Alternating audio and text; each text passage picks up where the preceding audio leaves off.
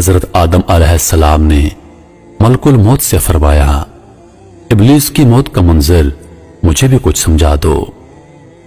فرشتے نے سنانا شروع کیا تو وہ اتنا دردناک تھا کہ حضرت آدم علیہ السلام سن نہ سکے۔ فرمایا، بس کرو، اب نہیں سنا جاتا۔ اتنا فرما کر حضرت کعب رضی اللہ تعالی عنہ خاموش ہو گئے۔ لوگوں نے کہا، حضرت کچھ ہمارے سامنے بھی اس کی موت کا منظر بیان فرمائیے۔ پہلے تو انکار کیا، مگر لوگوں کے بہت اصرار پر فرمایا، جب قیامت قریب آئے گی تو لوگ حسب عادت بازاروں میں مشغول ہوں گے۔ اچانک ایک زوردار دھماکہ ہوگا جس سے بہت سے لوگ بے ہوش ہو جائیں گے یا پھر مر جائیں گے۔ اللہ تعالی ملک الموت سے فرمائیں گے، میں نے سب سے زیادہ تمہارے مددگار فرشتوں کو تمہارا معاون بنایا اور تم کو ان سب کے برابر قوت اور طاقت عطا فرمائی۔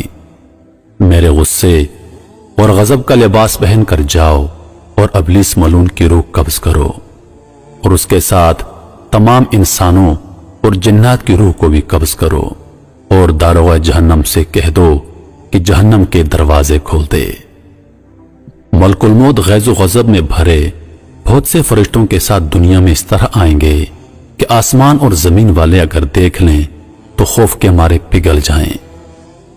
ابلیس کے پاس پہنچ کر بہت زور سے ڈانٹ پلائیں گے، جس سے ابلیس بری طرح دھاڑے مار مار کر چیخے گا، چلائے گا۔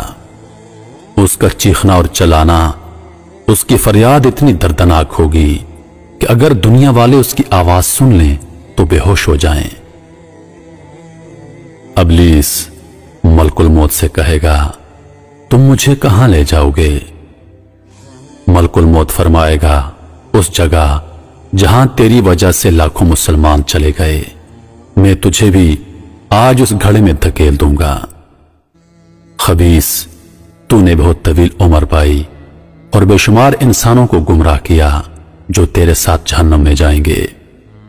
آج ان سب کے برابر تجھے موت کا مزہ چکھاؤں گا۔ تیری مہلت اور ڈھیل کا وقت ختم ہو چکا ہے، اب تو موت سے بھاگ نہیں سکتا۔